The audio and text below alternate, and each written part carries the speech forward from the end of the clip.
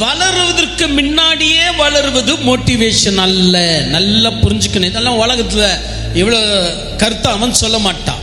ஆனா எனக்கு பிரியம் என்னன்னா, நீ வளரும் போது வளர வேண்டியது தான் மோட்டிவேஷனை ஒழிய, மோட்டிவேஷனை வளர்த்து விட்டு நீ வளருவது மோட்டிவேஷன் அல்ல.